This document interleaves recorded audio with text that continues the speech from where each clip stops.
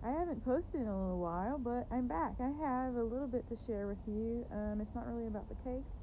This is more related to ancestry, language, linguistics, in which I've studied for a while. I do have genetic research listed in my bio. I'm on YouTube, where I've got a mixture of what I've got on this TikTok and other things that are more informational. But I've got some linguistics videos on there too.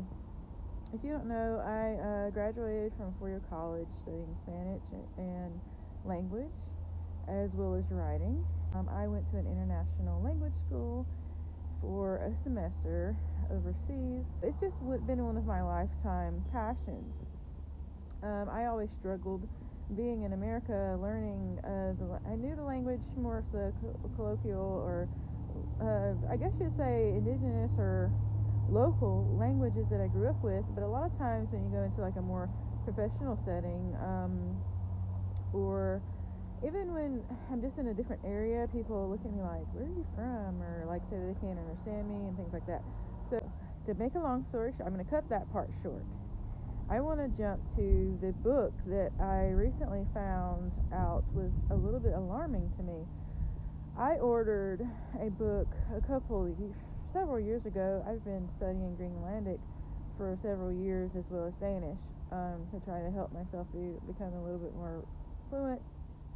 So I've studied Western Greenlandic for a while. But around the time that I ordered that book, which you'll see it if it comes up if you search on Amazon for books, I also ordered a travel phrase book, and it was kind of cheap, and I was like, oh, because there's not really a lot of resources available when you're studying certain languages, especially languages that were either banned at one time, or native languages in general. A lot of times are not just openly shared like that. So I ordered this other little phrase book, and when I bought it, I immediately was like, this book is kind of weird. I said, what dialect is this? I said, this is not the same dialect. I don't recognize it. I don't really understand. So I kind of put it down for a while. I've looked at it a couple of times, but I've had this book for at least 2.5 years. And I was studying Danish the other day, and I got bored because I've been practicing writing. And the book that I had, the exercise book I had, is kind of repetitive. So I said, let me look at this other book. So I picked this book up, and it is completely like, when you look at it at first, I was like, okay, I thought this was another dialect, but let me start. So I started trying to like translate it and analyze what it was actually saying, and I said, this is like nonsense.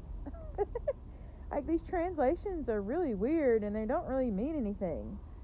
And so I did it for a few pages, because it's like it has like travel, shopping. Like, say if you were to visit the country, how to catch a train, like how to ask what time it is. Say if you need to book a hotel or get a taxi, is there any hotel rooms available? Is breakfast included? Like, there's things like that. It's supposed to tell you how to say it in Greenlandic, and then I start translating it. I start looking up some of the words, and I said, is this a pidgin language? I said, this is not Greenlandic. And I went to Amazon and I looked at the comments, which I don't think I really looked at the comments when I ordered it, because it was cheap. It was probably like $10 or something. And the comments were, this is a terrible interpretation. This is lots of mistranslations. Half of it's in Danish, and most of it's nonsense. And I said, that's what I thought. So I start translating it, and when I'm getting the translations, I said, and I'm assuming in my head, I assume the author's a man, and I said, this dude's African. And then I translated some more, and I said, is he Asian?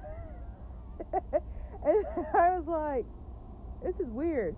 And so then I tried to figure out who the author was, and there's no author listed at all. You can't find the author in the book. It's published by Phoenix Sun Publishing Company. It's an independent publishing company. I'm guessing it's just one dude. I looked at the publishing company on Amazon. He's got 41 books in total. All of them phrase books for interpreting and translating languages. and all of them appear to be pigeon.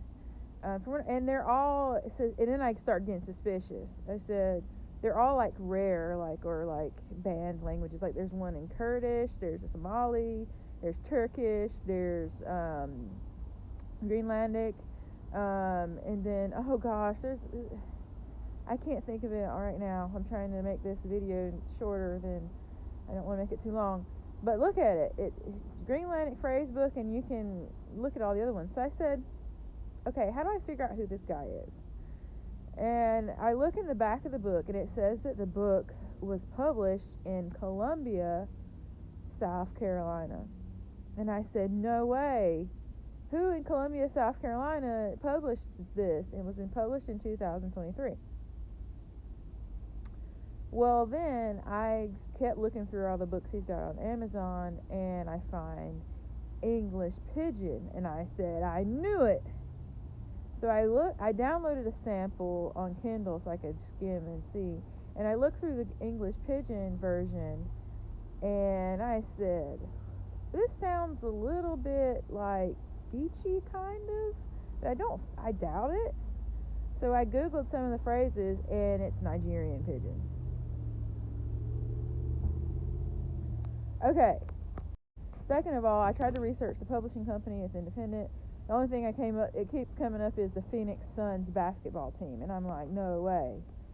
So then I go down a rabbit hole, and I'm like, who owns the Phoenix Suns basketball team? Who's he?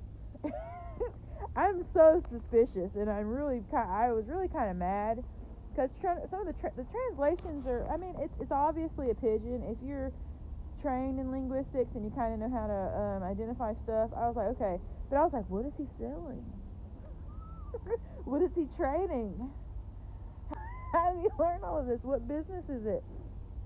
And I'm kind of like trying to not be that skeptical. I was really hesitant to actually share this because I'm like, what if somebody goes and buys this and they start like trafficking using this weird pigeon language? Because like one of the phrases I translated, it was Aner salu Kisianu, and it was supposed to mean, do you want to have a drink with me? And I was like, but anyway, that I'm not laughing as much as I'm laughing a little bit now, but I'm still side-eye. I'm like, why is he anonymous, and who's this guy? I don't like it. I don't really like it, but I wanted to put it out there, and because there's a Navajo one, and this made me mad. There's an entire chapter in Spanish in the Navajo phrase book, and it's all about sports. Tell me what you think. If you're Indigenous and you want to preserve the Indigenous languages, you got to know what's going on. Pigeon languages are useful, but this is still. I'm curious as to what people think about this. It's a little suspicious.